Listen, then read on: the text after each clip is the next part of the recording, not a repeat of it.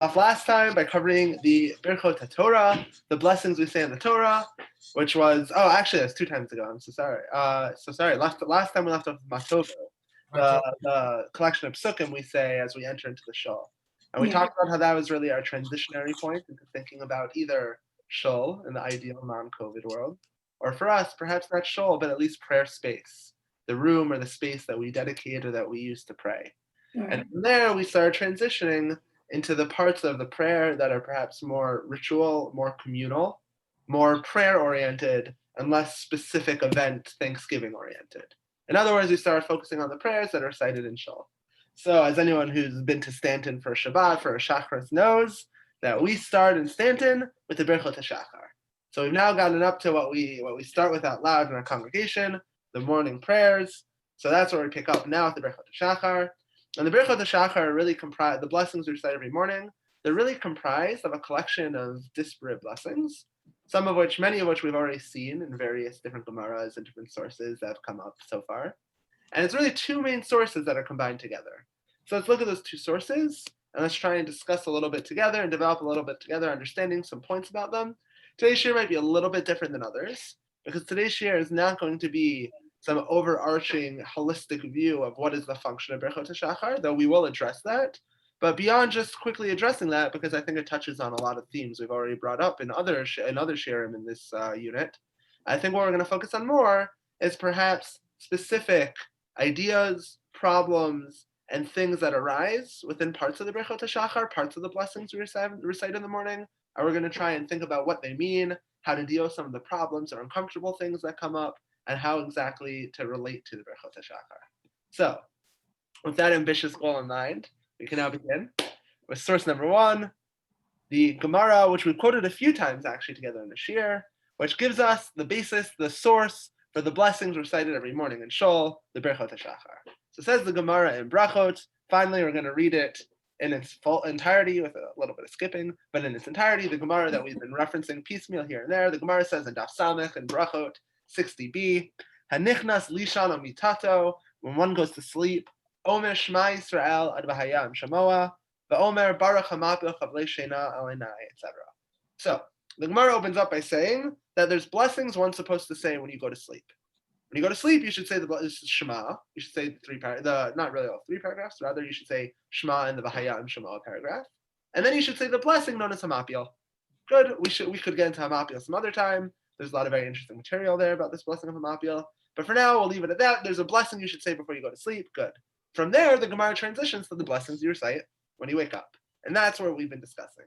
Ki mitzar, when one wakes up, Omer Elohai neshama shna tatabi. You say Elohai neshama, something we discussed together in our Elohai neshama moda'ani shiur. Good. Carrying on from here, now we're skipping, follow the little red dot. Ki shama kol tarnagola. When you hear the voice of a rooster, presumably the rooster's cawing to tell you that it's daybreak, Lema, you should say, Baruch Hashem Natan, blessed is he who gave, the sechvi vina, the rooster understanding, l'havchin ben yom v'ein laila, to tell the difference between day and night. An interesting bracha, one we're going to explore a little more in detail together. Blessed are you, God, who gave the rooster understanding to understand between day and night. It's an interesting thing to even bless for. The idea of the rooster cawing, that deserves a bracha for some reason. And it's even more interesting formulation of it. So that's something hopefully that we'll explore in the coming shiur. We continue now. Ki patach einei, when one opens their eyes. Lema, they should say Baruch bokeh chevrim. Blessed is God who opens the eyes, who opens the blind. Ki taritz v'yativ, when one goes and sits down. Lema Baruch matir asurim. They should say the blessing of he who frees the bound, that you're free to move your body, to go about your day. Blessed are you, matir asurim. Ki lavish, when you put on clothing. Lema, say Baruch malbish arumim. Blessed is God who clothes the naked. Ki zakef, when you stand. Lema Baruch zokef kefufim. Blessed is God who straightens the back of those who are bent. Ki naches la'ara, when you sit down on the ground. Lema Baruch rokah haaretz alamayim. Blessed is God who put the earth on water. It's actually sort of interesting. I've never thought about before how rokah haaretz alamayim actually sort of stands out, and that it's not obvious how it relates to me. That's just a general praise about creation. Whereas all the other ones are, I'm so happy I can see, blessed is God who gave sight. I'm so happy for X, Y, Z, blessed is God who gave me that. it's a little less clear how the existence of firm ground falls into that category. I mean, listen, firm ground is definitely great. Like we would all be very, very it'd be very problematic if we didn't have it. But it doesn't strike me as the same type of thing as straightening my back, opening my eyes. It's a little bit surprising, but fine. We say the bracha of Rakaharatz Anayim. Kimasagi, when we finish Lema, say Baruch HaMechin Mitzadei Gader. So Kimasagi, after you finish preparing in the morning, then you say, Blessed is God who prepares preparations for man. When you finish your morning breakfast, you just say, Blessed is God who makes me or your morning routine really. Blessed is God who provides all my needs. When you finish when you finish like tying up your clothing, I guess would be the best way to put it down, to formulate it. You should say, Blessed is God who Ozer Yisrael, who helps Israel B'Gvura with strength. And when you put your head covering on, be it your talis or your kippah or your turban or whatever was being referenced at the time, when you put your head covering on, you say, Blessed is God who wraps Israel in tifara, in glory, I guess is the best way to say it. So those are all our blessings. Does anyone notice what's not mentioned in the Gemara? What's missing from this Gemara, from this list of Birchot Shachar? One, Shasani Kirtsanar, Shalosani Isha. All the Shasanis, great. Joel raises that the 3 Shasani brachot are not mentioned here. And that's something we're going to discuss tonight. And of course, I mean, I want to just get this on the table as early as possible, but it goes without saying that in our discussion of the Shasanis and our discussion of these 3 brachot, we're going to be sensitive to the fact that they're very problematic for many and they're very uncomfortable for many. So I think what we're going to try and explore together when we look at those in a little bit is how to relate to them, given that we acknowledge the uncomfortable feelings or the problematic components of them. But correct, the Shasanis are totally missing. So we'll get to that. So now for real extra credit, if anyone wants real extra credit, what else is missing from this list of brachos other than Hanotein Liayev Koach? Ah, perfect, Jeff. Jeff's killing it. Hanotein Liayev Koach's missing. So I must admit, I never knew this till I prepared this Gemara, this Shiur. I didn't realize that Hanotein Liayev Koach isn't mentioned in the Gemara at all. So that's something else that hopefully we'll get to later tonight. So, but what we see right now is that of the 2 foundational Gemaras, the 2 foundational Talmudic sources for our morning blessings, we have the first one, and the first one gives us all but 4. It leaves out the 3 Sha'asanis, and then it leaves out the 4th blessing, the 4th bracha, which is Hanotein Layayev Koach, who gives the tired strength. Great. So far, so good. So now this all takes us to our second source. The second source where we see the rest of the bracha we're missing, minus Hanotein Layayev Koach. We're not going to find a source for that in the Gemara, and that'll be something we can discuss. But our second source is the Gemara Menachot. And the Gemara Menachot brings a Breita, which teaches us the bracha of the Sha'asanis. So, Tanya Breita, source 2, source bet over here. Hi, Rabbi Meir, Omer. Rabbi Meir would say, Chayav Adam levarich shlosh brachot b'chol yom. A person is obligated to say 3 blessings every day. Eluhein, these are they. Shesani Yisrael, that I was made an Israelite. Shelo Sani Isha, I was not made a woman. Shelo Sani Bor, that I was not made ignorant. So right off the bat, what do we see? Different brachot, different blessings. It stands out. We don't have Shelo Sani Eved. We don't have the statement that God didn't make me a slave. But rather we have Shelo Sani Bor, that God did not make me an ignoramus. And then the Gemara goes on to discuss, do we really say Shelo Sani Bor? Should we perhaps say Shelo Sani Behema, that God didn't make me an animal? And ultimately it concludes that we don't say either of these, but rather the one we say Shelo Sani Eved. That's the conclusion of the Gemara, and that's our source for the Shelo Sanis. We'll get back to the Shelo Sanis in their own right, but just right off the bat, I want to point out how interesting it is that we group these brachot together. Because first of all, the most obvious reason one might not group them together is that the Gemara doesn't. One's in Menachot, one's in brachot. Those are totally different areas of Gemara. But beyond just literally, in the most narrow sense, being different Gemaras, they're discussing totally different things. Brachot is about the blessings we say as part of our prayer ritual. Masechet Brachot is about prayer. That chapter that it comes up in is about Tefillah. And we're going over parts of our prayer ritual. What's interesting is that Menachot, this section of Menachot is not inherently about Tefillah, about prayer, but in passing we bring up this Breita that says that a person should say these blessings every day. So I think already that's very interesting that we have these disparate worlds, these different disparate topics of halacha.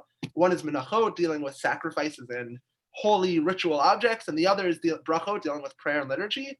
But nonetheless, they both end up mixed together in our liturgy. We say them all together. That's point 1. Point 2, I want to point out while we're looking at these different sources, and this is something we'll return to, is how differently they're presented in the Gemara.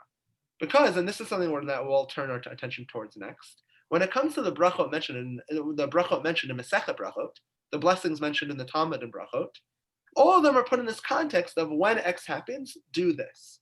When you stand up, say Zokef Kefufim. When you open your eyes, say Pokeach Ivrim. But yet, what we see by Menachot is this blanket statement that a person has to say these blessings b'chol yom, every day, and that's it. There's no individual trigger. There's no moment or thing that occurs that triggers them. Rather, it's just every day you have to say these blessings. So already that could indicate that we're dealing with a different type of blessing, a different nature of blessing. So something to keep in mind as we're going forward. We have these two different sources, but for some reason, when it comes to our tradition, when it comes to our liturgy, we collapse them, we conflate them, and we put them all together in our liturgy. So far, so good. Any questions? If not, we'll move on to understanding a little bit the first set of brachot. I have a question, just in the translation of this part from Menachot. Yeah. The Hebrew says, the Talmud says, She'asani Yisrael, and the translation is, who did not make me a Gentile. And we say, and the I think, the common formulation of the bracha is, in the traditional Sidurim, is Shelo Asani Goy. You're raising an excellent point, and I didn't even notice this, honestly, because I just pulled up the Sefaria sheet, but I did my own learning in Bar Ilan. So this is a great fun fact you just pointed out. So everyone, just so everyone can really appreciate this, Jeremy's pointing out that if you look in the source too, in Menachot, in the second line, it says the three blessings, Elohim, these are the three blessings, Asani Israel, that God made me an Israelite. But we say Shelo Asani Goy, that God didn't make me a non-Jew, in the negative. And if you look in the translation of Gemara Menachot, it says, who did not make me a Gentile? So why does the text say who made me an Israelite, but the translation says who didn't make me a Gentile? Does anyone know the answer? I'll give you a hint. It's a fun historic fact. Extra credit if anyone knows. Is it something to do with the censors? Exactly. It's because of the censor. The bracha of Shelo Asani Goy, people think there's this alternate text of Shelo Asani Israel that's existed, but we have very little evidence of it ever actually being incorporated into a siddur or into active liturgy. So people think that this text of Shelo Asani Israel must have been an alternate text that was posited because of the censor. Non-Jews don't like when you say, thank God I'm not a non-Jew, but it's a little more palatable to them when you say, thank God I'm a Jew. So you can get by with the censor by saying Shelo Asani Israel. But my guess would be that whatever Sefaria uses to source their Hebrew text and their English text, the English text had one version of the Gemara, which was uncensored, and the Hebrew text had a different version of the Gemara, which was censored. So you have this funny mismatch now. So it's a great point, Jeremy. You highlight an interesting peculiarity here, but also not just an arbitrary one, but one that really hits upon the point. Because you're highlighting, and perhaps not even intentionally, but perhaps intentionally, that what we're dealing with here are brachot that are so sensitive that even in their very halachic history and in their halachic nature, there's a question of offending others, of how to present them, of how to formulate them. So we already see so early in the very text of the Gemara itself, playing around with the formulations of these she'asanis, of how to formulate them properly. So that's something we're going to come back to in the Shiur, and I'm glad that we are able to bring it up organically so early on in the Shiur. So excellent. But so now to start, we're going to explore our first collection of brachot. And broadly speaking, the first collection of brachot are all things, and we've discussed this topic before together, are all things that you get benefit from. So before you get benefit, you thank God for them. And as we've pointed out before, the Gemara is very clear that each of these blessings in the morning, unlike our practice where we just recite them all together in one block in the beginning of Shul, they're recited as you actively are getting benefit in your morning routine. So as you open your eyes, the Gemara says, you say Pokeach Ivrim. As you stand up, you say Zokef Kefufim. And this is even clearer in the Rambam, who paskins very explicitly. We'll look in the Rambam now here. In source 3, Rambam codifies the halacha based on this Gemara. Kishishomea kol hartarnagolim. When one hears the voice of a rooster, Mavarich Baruch Hashem l'kin ma'chalom hanotin l'sachbi v'ina l'chem yom v'layla, etc. Great. So Rambam brings down halacha, and very clearly Rambam says, when do you say it? When you hear the voice of the rooster. Now skipping. Okay, so Rambam says in source 7, Shmona esrei brachot elu, ein lahem seder. These 18 brachot don't have any order. Ela mevarich kol achat mehen al davar shahabracha b'shvilo b'shato. Rather, when it comes up, that's when you say the blessing. When you're appreciative for something, when you have a reason to say the blessing, that's when you should say it. So says Rambam very clearly, we're not saying these blessings like we all do in Shul, Rather, when it comes up, you should say it. As a side note, another thing I never noticed, and perhaps again, this was just my ignorance, I never noticed there were 18 of them, and I'm sure there's some significance there. Because it's very interesting that the heart of prayer, the heart of tefillah, ended up being the Amida, the Shmona Esrei, the 18 blessing structure of prayer. And in the morning, we open our day with a quick 18 set of blessings that thank God for everything that's happened between nighttime and the morning. So I think there's probably some interesting significance there, that this is also a parallel 18 blessing structure. I haven't seen anyone who explores that more, but I think it's interesting that Rambam's noting here specifically, there's 18 blessings. It says Rambam, the order doesn't matter. Why doesn't the order matter? The order doesn't matter because whenever you experience whatever you're thanking God for, that's when you should say the blessing. So let's say somehow you open your eyes and then you hear the rooster. So first you say Bokeh Chevrim and then you say Anatin Asaf Vivina. Great. Now just carrying on to conclude the Rambam, Rambam has a very strong formulation here where he says, Nagu Am, the nation has practiced, Barova Reinu in most cities, Levarech Brachot Elu Zu Achar Zu Beveit HaKnesset, to recite these blessings one after another in Shul, Bein Nischayvu Behen, Bein Lo Nischayvu Behen, whether or not they were obligated in them, which I assume means whether or not something happened that caused them to want to say the blessing, whether or not they heard the rooster, whether or not they can see, whether or not they stood up, etc. So the Shul, the minhag developed, everyone says them together in Shul, V'tatu, and it's a mistake, says the Rambam. Ein rai lasos kain, you shouldn't do it. V'lo yivarich bracha elen kain esayeva. You should only say a blessing if it actually occurred to you, and therefore you're obligated in it. So if you don't have this moment of straightening your back and feeling like, oh wow, I'm so appreciative, then you shouldn't say Zokef Gufufim. So it says Rambam, and he lays out very clearly and very strictly in his language here, that we see that all of these blessings, at least the blessings enumerated in Brachot 60, not the blessings of the Sha'asanis, but all of these blessings are essentially Berchot Hananin, blessings of pleasure. And the ideal, the Platonic way to say them, to fulfill them, is that when you get pleasure, you should thank God for them. And Rambam goes so far as to say, even though the practice has developed to say them in Shul, he opposes the popular practice and we should no longer say them. And we'll see just how big of a deal that is. Because it's not common and it's not to be taken lightly when a major authority like the Rambam says, even though shuls are doing this, even though communities are doing this, stop it. Change what you do. It's a very, very rare thing to find, a very, very powerful thing that Rambam somehow felt very strongly about this, which is always interesting, the things that the different rabbinic figures felt so strongly about. But Rambam thought that no, it's essential that the very nature of these blessings is that they're about thanking God for the benefit that you received in the morning. So therefore, says Rambam, you must say them when you receive the individual benefit. So He mentions 18. Yeah. But when we count them, there aren't 18 in our Siddur. Oh, really? I would like to know how he arrives at. Yeah, I'm looking for a siddur now to count myself. Well, just tell it should not. The Sekvi is 1. The lowest set Goy, Eved, Isha, Hokei Achivrim is 5. Balbish, Arumim 6. Matias Surim 7. Zokev Kufufin 8. So maybe 18, Rambam is counting all of the blessings beforehand as well. Like the Birchot Torah, the Asher Yatzar, the That could very well be. For extra credit for next year, if anyone can come back and give a good list of what the 18 are. I'm sure the commentaries on the Rambam must bring up like different options of exactly what the 18 are, but I didn't go too in depth into it. But it's a good point. It's not just these blessings, the brachot and the asanis. 18 requires more than that. Okay, so what we see so far is the Rambam's position, and the Rambam's position is that these are all blessings of Hana. These are all blessings of benefit. One thing that becomes much more difficult for the Rambam then is how does Rambam understand the Gemara and Menachot that we joined together? How does Rambam understand the asanis? There's no individual tangible Hana I receive about the fact I was born Jewish today. So why am I saying Shelo Asani Goy? Or there's no individual incident I can refer to that expresses my freedom. Why am I saying Shelo Asani Aved? So how does Rambam deal with the asanis? So one approach really is just to say, and I think this is basically what Rambam's forced into, that fundamentally the asanis are, the Shelo Asanis or the asanis are completely separate brachot.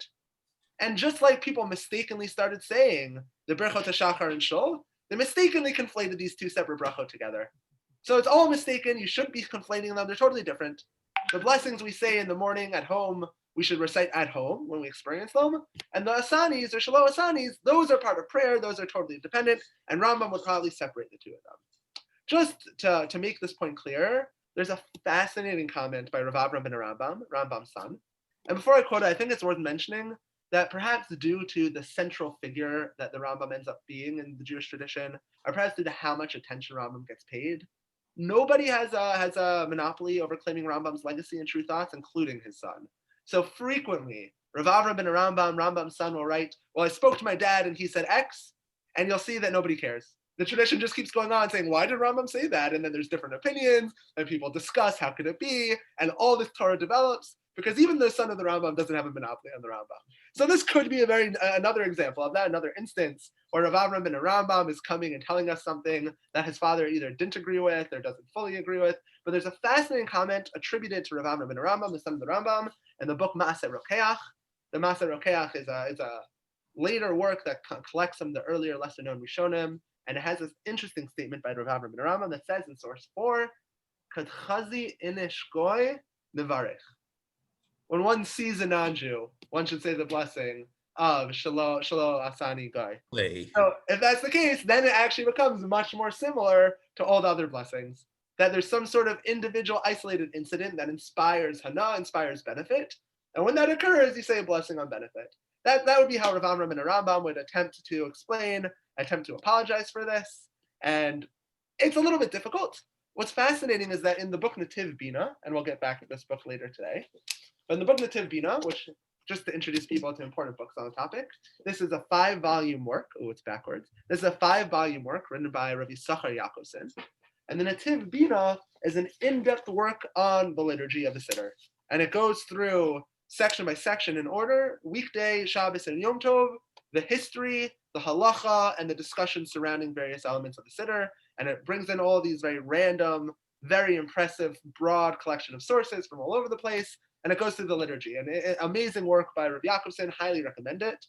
And in that work, he quotes the Maaseh Rokeach, this obscure work that quotes Rav Avram ben Rambam, and he points out that some of the later authorities actually interpret this Rav Avram ben Rambam very interestingly. Some later authorities interpret Rav Avram ben Rambam saying, it's not every day when you see a non-Jew, you should say this bracha, but rather what Rav Avram ben Rambam means is once in your life.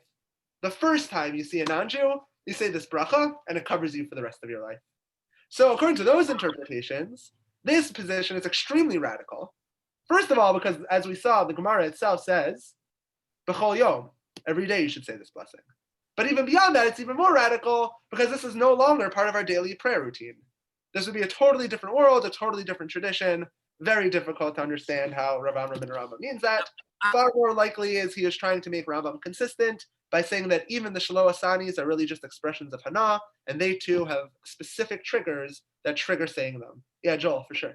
Rav Avram ben Rambam, he established a synagogue in Old Cairo, where they use Sufi practices, among other things. So he seemed to be into interfaith dialogue, and then he emphasizes a bracha like that. People are complex.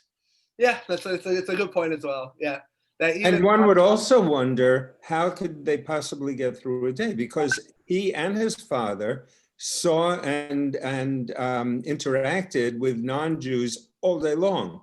Oh, well, it's not every time. Presumably it'd be like the other bracha, that like the first time you put on shoes or the first time you stand up, it covers you for the whole day. But no, it's a good point. Think of how often Rambam's brought in to like treat so the first time a man sees a woman, he would have to say, I mean, at a certain age, post bar mitzvah or something, you know. Yeah, he looks at his mother and boom, you know, he has to say the bracha. Yeah, it's a truly bizarre position. Somehow it makes more sense to me, which of course means that this is the correct answer, but it makes more sense to me that it's not for a specific, that there is Hana, but the Hana is what it seems to be on the surface. And that is, you are indeed grateful to be who you are. And that's a good thing to be cognizant of and grateful for. Yeah, I 100%. I think the strongest read of this comment by Rav Avram ben Rambam is not this more radical read brought in the Nativ Bina, but like we said before, and like you're expressing now, that this is a bracha of Hana of sorts like the others, of appreciation for who you are. That you appreciate who you are, and when something inspires that feeling in you, then you say it to God. I think that's a beautiful positive interpretation instead of the negative interpretation. And we'll get soon, hopefully, to the how do we deal with the negative formulation if we're trying to imbue a positive interpretation to it. The conservative theater does it differently. It does it, yet you've made me Ben Yisrael. You've made me. So we'll get to that too. Excellent. But all this is, yeah, please. Did you mention or cover isn't there there's some sort of a doctrine that you have to say 100, you have to say remains, and that's why we say the brachas in the morning. You can't just say them by yourself. You have to say them one to another. So I've never heard of it I've heard there's a value of saying amen, and there's a Gemara that says that you should say 100 blessings, and that's an important source because that also becomes very important in a lot of these Gemaras, because very frequently you'll see somebody say like, hey, why do we say Shalom Asani Goy in like the 17th or 18th century? And someone will respond, so we can say 100 blessings every day. It's like, oh, is that really an answer? That seems a little bit question begging. So it's a good point to bring that up, and it's interesting that I've never heard it formulated that the focus on that is amen, so that it should be responsive. So that's something very interesting I'm going to look into. I'll get back to. If I find something interesting, or if you find something interesting in that idea, please share it with me, because I'm fascinated about that idea that specifically 100 amens, because the Gemara seems to clearly say you're saying these blessings on your own while you're getting ready in the morning. So that'd be a very interesting perspective. So all this is just to say that when it comes to, broadly speaking, the first set of blessings, those blessings in Gemara Brachot about having sight, having freedom, having strength, all those very basic physical things, we have one model of blessing, and that is Birchat Hanan, a blessing over physical benefit, that it's not right, it's not proper. We know the Gemara in source 5, we don't have to see it inside because we've seen it inside so many times over the course of this year. But the Gemara in source 5 says it's inappropriate to get benefit from this world without first saying a blessing to God. So all of these blessings are blessings to God to communicate our appreciation to him, and that's why we say them if and when they're appropriate. That's the position of the Rambam, that's the position put forth in the Gemara.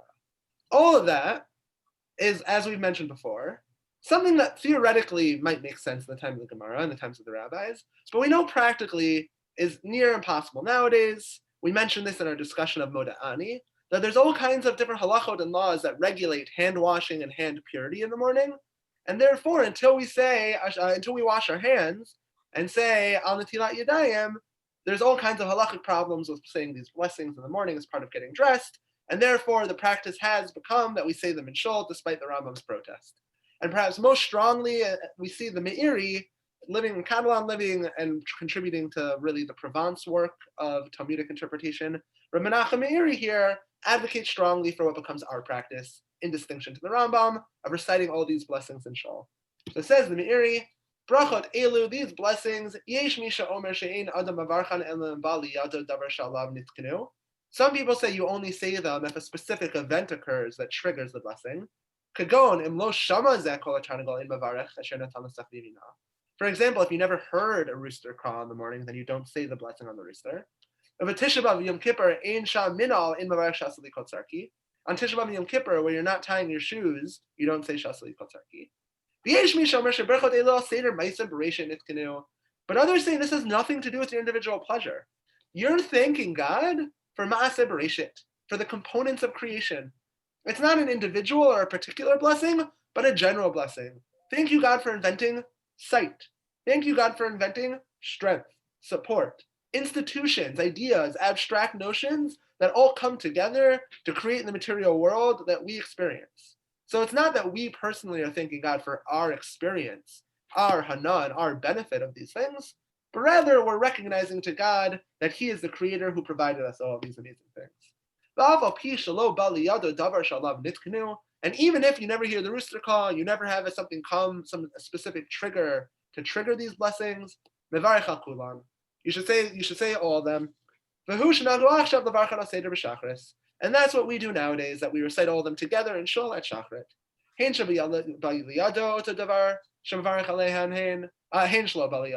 Whether or not the specific event, the specific trigger occurred, whether or not you heard the rooster, nonetheless, we say all these blessings together. That's the position of the Meiri. And we see that the Ramah similarly brings us down in source 7. We don't need to read it inside. It's just quoting the Meiri. And that's the halacha. That's how we practice. That we say all these blessings out loud together in shul. Because fundamentally, we hold that these blessings are part of tefillah, part of prayer. As the Meiri said, perhaps the role they serve is that they're part of Ma'aseh Bereshit. They're part of the necessary background of recognizing God as the creator. of course, an important preamble to any prayer. Or perhaps they're about focusing ourselves, about inculcating the proper appreciation before approaching God. We can think about why specifically these blessings would be an important part of prayer, and we can posit different ideas. And I think that's a very valuable thing for us to do. But at the end of the day, our takeaway is that according to the Meiri, and this is how we practice, these are not merely personal blessings of benefit, but rather communal institutions in the liturgy as part of prayer. So that brings us to part one, how to understand Asher Natan L'Sachvi Vina, O Pokeach Avrim, etc., etc. Either like the Rambam, they seem to be Birchat Hanenin, blessings of benefit, or as reflected in our practice, as codified by the Ramah, as brought down by the Meiri, they're a preamble to davening and part of prayer. So far, so good. So now, given that general introduction as to how to understand these blessings, I want to highlight a few interesting points among specific blessings. So in that light, I want to bring up the first blessing we say, Asher Natan L'Sachvi Vina. So we mentioned that the formulation of this blessing is Baruch Atah Hashem Elokeinu Melech, blessed are you God, Asher Natan, who gave, L'Sachvi, to the Sachvi, which is not an obvious translation, not clear what Sachvi usually means. Not Tarnagol, the usual word for rooster, but we can translate Sachvi as a rooster. Bina, understanding, L'havin ben yom u'ben laila, to understand the difference between night and day. It's a very interesting formulation that we're making here. So it seems that what's our blessing on? It's on the crow, the caw of the rooster. That's the event that triggers it. When we hear the voice of the rooster, that indicates to us the rooster has distinguished that it's day. And we're so thankful that the rooster can realize that it's day. So in that light, I think we should read the Abu Draham's explanation, because I think he gives us a very literal understanding of what we're praying for, of what we're thanking God for, and what our intent should be. Says the Abu Draham, as a side note, the Abu Draham is a very important late Rishonik or early Achronin, depending on how you categorize those different periods. But he's a very important late medieval commentary on the Siddur.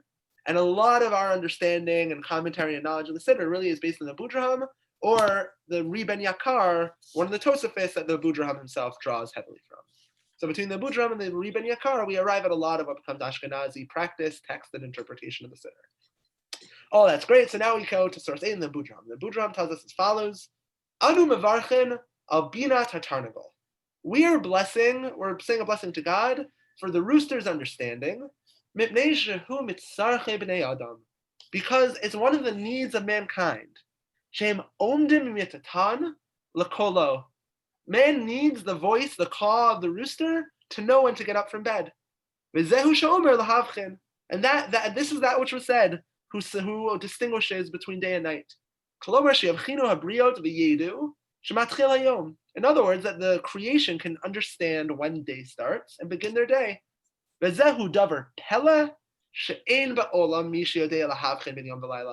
this is wondrous because there's no human in the world who has an intuitive sense of time. The Abu Draham says, what's it mean that the rooster can distinguish day and night? It doesn't just mean, we can look outside and see if it's light or not. It means that there's something intuitive inherent to the rooster that it can understand that day has come, and that is a necessary function to humanity, because without it, humanity would not have an alarm clock. So says the Abu Draham, we're thanking God for the rooster's crow, because the rooster's crow is our alarm clock. But in distinction to this, the Rush has a totally different interpretation. We're not thanking God for the rooster. Who cares about roosters? They're not that important. At the end of the day, we built our own technology to make our own alarm clocks. We get by fine without roosters. So then what are we thanking God for according to the Piskei Rush? The Rush says as follows: Halev nikra shechvi b'lashon haMishnah. Sechvi b'lashon haMishnah. Shechvi, really. So the heart is referred to as shechvi in the pasuk in Tehillim, and that, says the Rush, is why we use that peculiar word in our blessing. Asher natan l'sachvi vina, who gave the sechvi understanding, because we're trying intentionally to make a point about the double entendre. True, it means a rooster, but what we mean is obviously the body part that is synonymous with a rooster, which clearly means heart, because that's what that is. But what we mean is the heart. And what we're saying is that God gave our heart the ability to discern. So we continue. Dichtiv min natan sechvi bina, as quotes the pasuk that uses the word sechvi to mean heart. He who gave the heart understanding. Very clearly, we see textually it sounds very similar to our blessing. The blessing text is clearly based off this pasuk. Ba'alev hu hamaven. And if the pasuk is describing an act of understanding that the sechvi understands, it must be the heart. Because as we know, the Chazal understood that the heart was a seat of thought and of emotion and intellectual ability. There was no brain-heart divide. The heart was it all. It was a seat of intellectualism. So it must be that we're thanking God not for the rooster, but for the heart. And by understanding, through man's ability to discern, man can distinguish between day and night.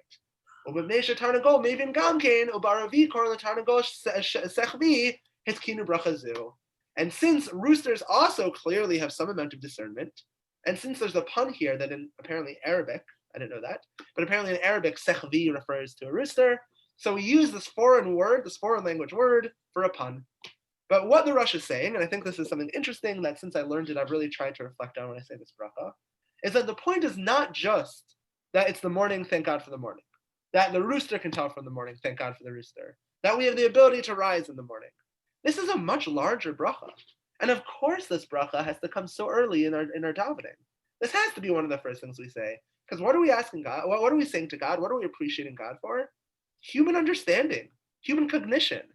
We wouldn't have the right to approach God or the means to speak to him without this. If it weren't for the human brain's ability to discern, to distinguish, to be able to do all these complex and nuanced different little distinctions that color and characterize the various depth and various components of our life, our religious life, our ritual, then we wouldn't be able to do anything. We wouldn't be able to live our lives as God intended. So we wake up every morning and we say, we're not just saying, thank God I woke up. We're not just saying, thank God for the morning. We're not just saying, thank God for alarm clocks, but we're saying, thank God for discernment, for nuance, for the ability to tell the difference between things, for the ability to have the human rationality necessary to carry on the rest of the prayers. How is that different from Chonen Hadat? So that's an excellent idea, excellent point. I would say it's not necessarily different from Chonen Hadat. The difference is just that Chonen Hadat is tachanunim, it's a request. Whereas this is a bracha, it's a thanking God, it's appreciation. So when we get to Shemona Esrei, I think... And maybe we should say this after that. That's a good point, Once we request our wisdom, we can thank God for it. I think also one of the things we'll explore when we get to the Shemona Esrei, hopefully this year, depending on our pace, but one of the things we'll explore when we get to the Shemona Esrei is this really important question of the tension between blessing God and then asking things from God. Because those two things are both present in the Shemona Esrei, and it's really essential to understand that tension, that balance, to really embody and understand the Shemona Esrei. But good, so what we've seen so far is that we have two different sources, brachot and menachot. They get combined together to make a list of the blessings we say in the morning.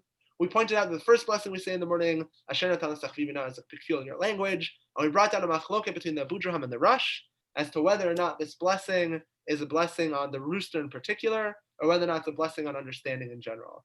I'll just point out that while this is not strictly speaking what they're discussing, a byproduct, a side effect of that, is that this machloket between the Abudraham and the Rush lines up very nicely with the two options we presented so far. If you think that this is in relation to a particular moment, a particular benefit that we get, hearing the rooster, waking up in the morning, experiencing that alarm clock, then it's a berchat hanenin that you should say in the morning when you wake up to your alarm clock.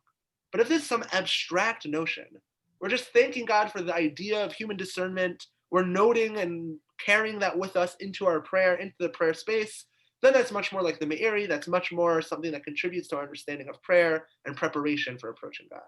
So that's the first bracha. That's what I have to say on that. Very good. So now, from there, I want to skip to the last bracha. The bracha that Jeff raised, that doesn't appear anywhere in the Gemara, doesn't appear anywhere in the early source. Noten la'ya'if koach, he who gives strength to the tired. So I think we see here in the Shulchan Aruch an early source addressing this, but not as early as one would expect, because much of our liturgy comes from the Gemara earlier. So the fact that Shulchan Aruch is already discussing whether or not this is a minhag, that means pretty late in the game, this wasn't really solidified. In the 1500s already, this is already up in the air. So it says the Shulchan Aruch in source 10, referring to this last blessing, Hanotin la'ya'if koach, yesh nogin levarech hanotin la'ya'if koach, vein devrei nirin, and so the Shulchan Aruch says, you shouldn't say Hanotin la'ya'if koach, and the Rama responds, Achmin al-pasha b'nei Ashkenazim la'omra. And the Rama says you should. And that's our practice. Why shouldn't, it's such a beautiful, I have to admit, in the morning when I, it gives me strength, chizuk. For sure. So if we look now in the source 11, the Bayan Chadash of Yol Circus addresses Joel's question. What's wrong? Why can't we just say it? It's a beautiful bracha. So The Bach says, Od bracha achas yesh b'sidurei Ashkenazim, v'chulei v'chulei. So there's an additional bracha that Ashkenazim say, and now he quotes the Beis Yosef, because the Beis Yosef, Eni yodea eich hayar rishus l'takana.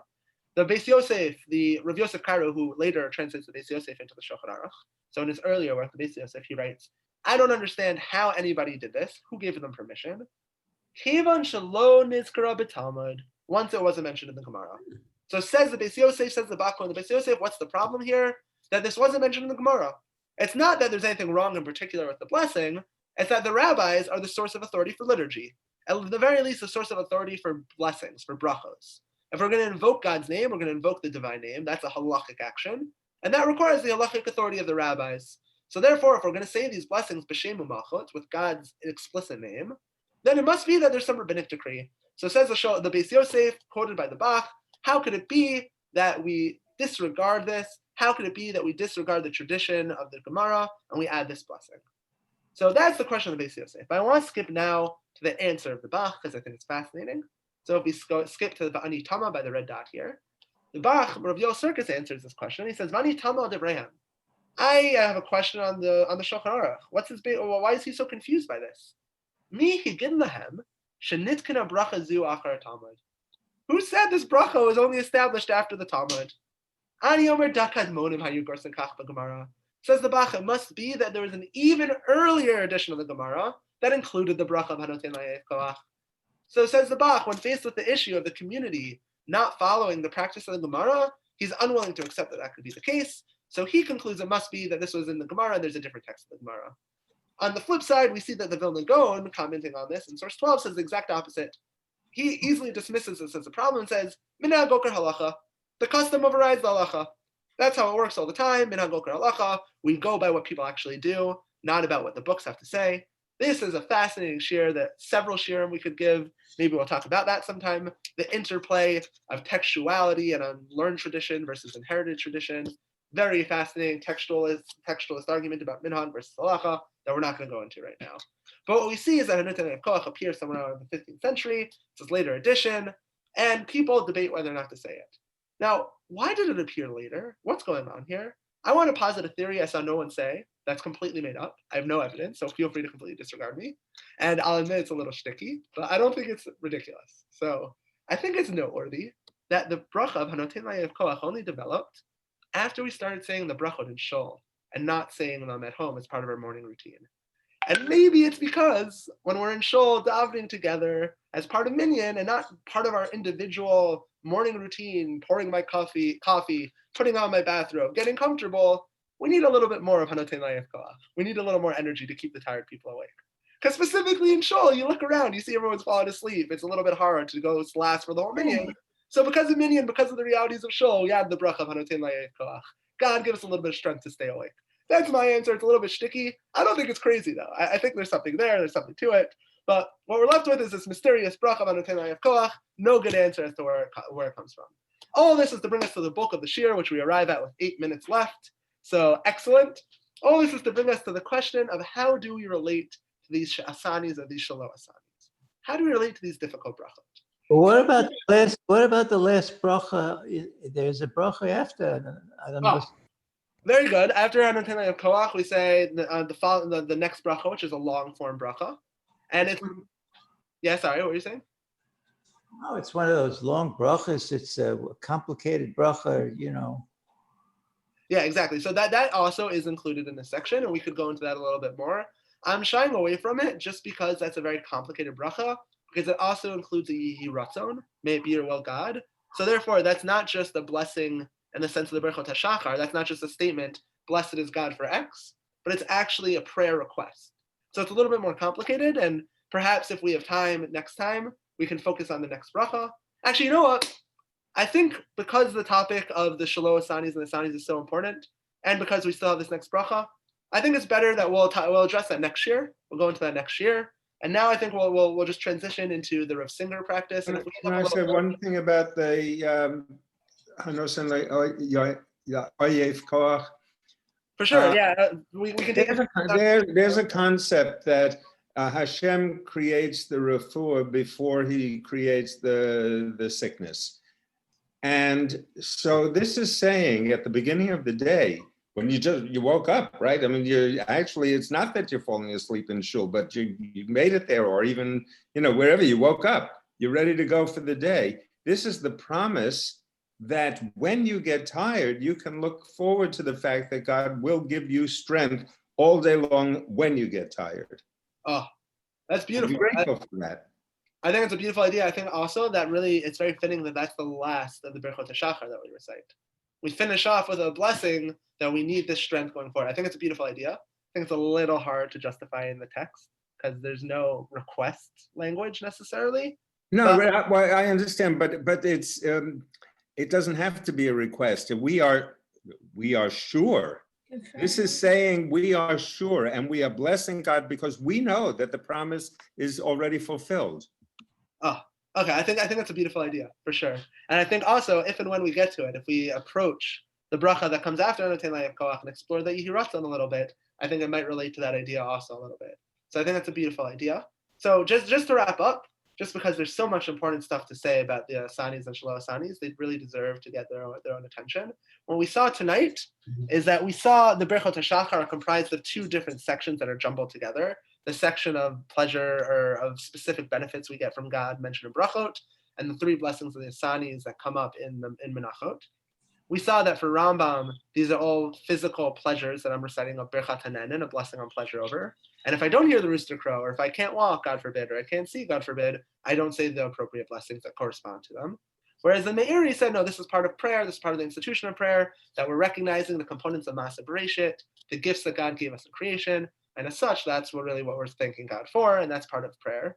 We noted that this distinction between these two different elements, these two different perspectives, could also line up in how you view some of the other details of what we're trying to accomplish. So for example, we saw a debate about whether the first bracha of Asher Natan Lasach Vivina is a blessing for hearing the crow of a rooster and waking up in the morning, or whether it's a blessing on the abstract notion of human discernment. And we said that similarly, if it's about your ability to wake up to the rooster in the morning, then when the rooster wakes you, you thank God for the rooster. But if this is not about specific individual moments of hana'ah, of benefit, but rather this is about preparing yourself to approach the Borei, approach the Creator, by recognizing that He gave you all these amazing components of creation, then paying lip service and recognizing that God gave you the ability to discern, the ability to think, the ability to cognate, that surely is fitting to be the first bracha. From there, we raised the question of what about Hanoten Layef Koach? Why did that get raised? Why did that get introduced so much later? We saw that the Bach said it didn't get introduced later. There's just different versions of the Gemara. Our version lost it.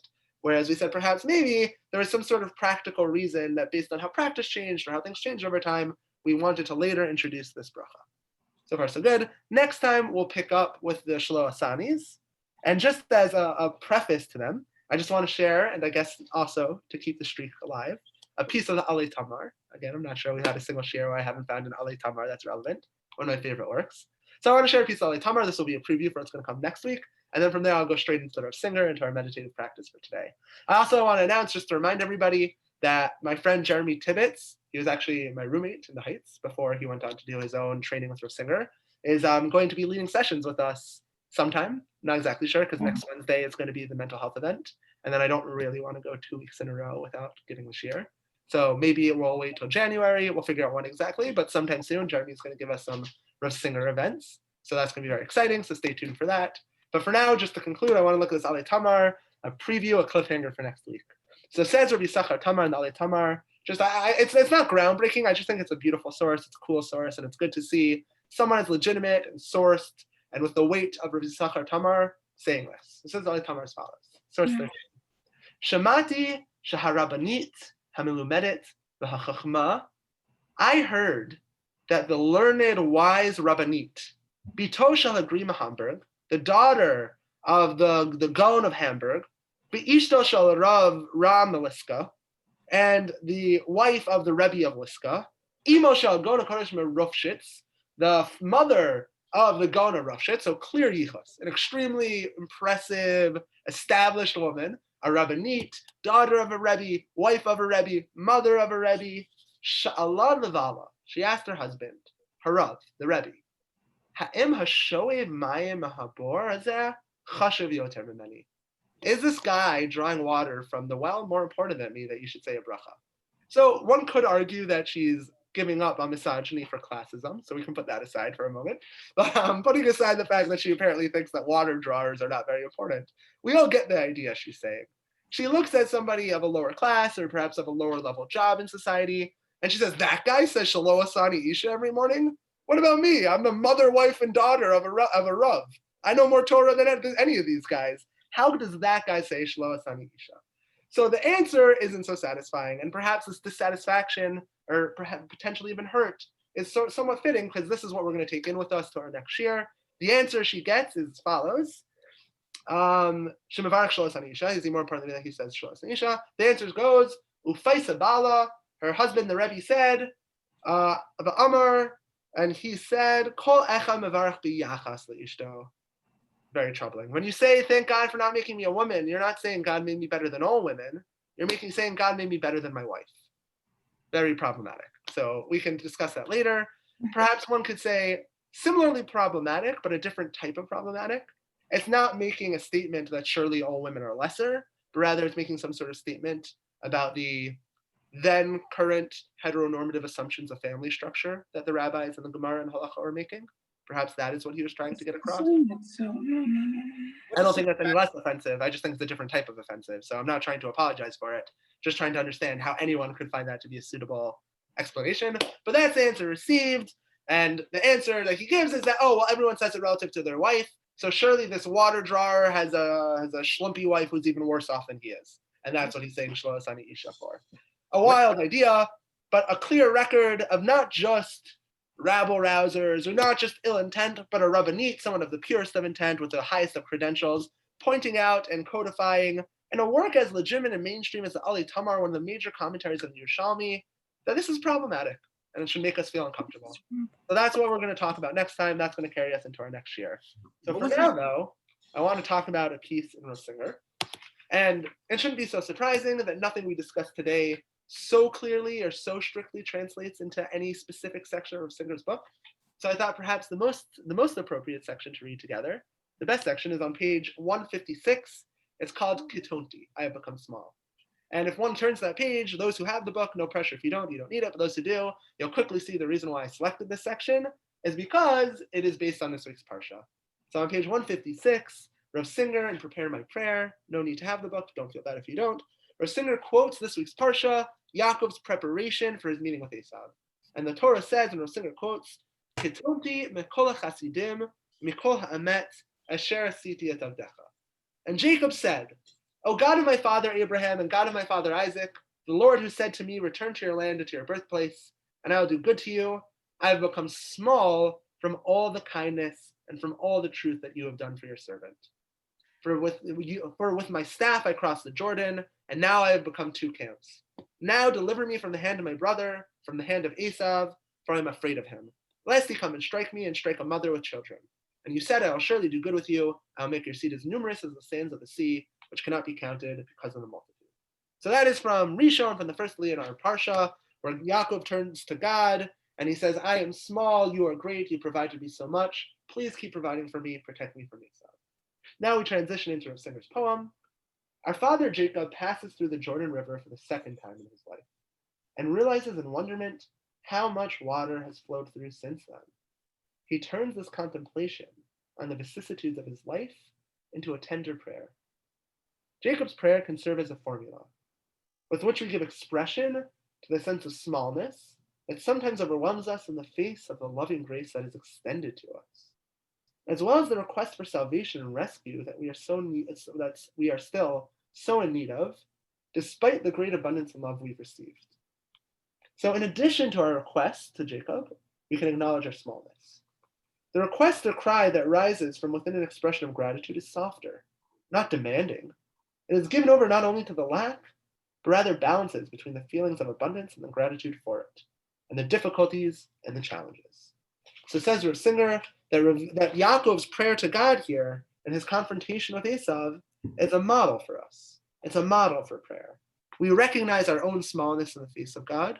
We acknowledge what God has given us because being so small, we're dependent on God. And only then can we ask God for something. So this now takes us to our exercise for today. page 158. Jacob's prayer has 4 parts that can be used to help us create a formula for our personal prayer. And Rav Singer is very into writing your own prayers, and this is something hopefully we'll try to do a bunch together. Rav Singer thinks if you don't write your own prayers, you don't compose your own prayers, you'll never get in the habit of expressing your own voice to God. So this is a study, this is an exercise to compose our own prayers using Yaakov's model in this week's Parsha. Step 1, part 1 of prayer, calling by name. God of my father, as Jacob says. Explicitly listing the names of one's father, mother, grandfather, grandmother, God who said to me. We attempt to identify and to verbalize what God is saying to me right now, as to my destiny in the world, or of the divine will being revealed to me. So step 1, acknowledge God, call him by name, by the name that's relevant to you, what God means to you in this moment, how you connect to God. Step 2, acknowledge the good. This section of the prayer, we say in the exact language of the verse. I have become small from all the kindness and from the truth that you have done for your servant. So step 2, we say, I have become small. That's acknowledging that we're small in front of God. And from there, we go on to list what God has given us. For and now, etc., we describe the original place we were in, as opposed to our present situation. We describe the mercies that God has lavished upon us, the abundance that envelops us, and we detail why we feel unworthy and small in relation to what we received. So step 1, call God by his name and identify a name. Step 2, acknowledge that we've been small and say how we've been small. I have been small because I've needed God to provide me a job and health and shelter and all these things. Step 3, a precise and well-reasoned request. Jacob says, save me. We ask God for something for which we still feel we need God's salvation. We repeat the request several times. Please, please. And then finally, step 4, justify the request. Jacob says, and you said, etc. And similarly, we explain our request. Why are we worthy of redemption, of this salvation, of this request? We write down our personal prayer according to this formula, and once we've done so, we pray our prayer before God. It can happen that between the composing of the prayer and its recitation, our prayer can change. So this is going to be a homework. We've run out of time, and also I think it's better to sit on this a little bit, to think about this a little bit. But it's a homework that we're going to review next week, so everyone's got to do this homework. Our homework is to compose a prayer based on this model. I'll go over it one more time, and if you forget it in the middle of the week, you feel bad, feel free to look at the first section of this week's Parsha. That's where it is. This model, a personalized prayer that we're going to compose ourselves. Step 1, identify God, identify who you're addressing. Could just be God, could just be Hashem. It could be God who was there for me when I needed him. It could be God who wasn't there for me when I needed him. Identify God. Step 2, having identified God, having brought God into the dialogue, recognize your place relative to God and acknowledge I'm small. God who was with me when I needed him, I am small because I need you for my parnasa, for my financial well-being. Therefore, step 3, make an ask. God, please ensure my financial well-being. Step 4, why is that a reasonable ask? So that I can continue to live a healthy and happy life. Our 4-stage blessing, we'll call it a Birkat Yaakov, a blessing of Yaakov. And next week, hopefully we can all meet together. We can either share or discuss our experience of writing, composing, and reciting our Birkat Yaakov in our Tefillah, in our prayer together. So thank you everybody for coming.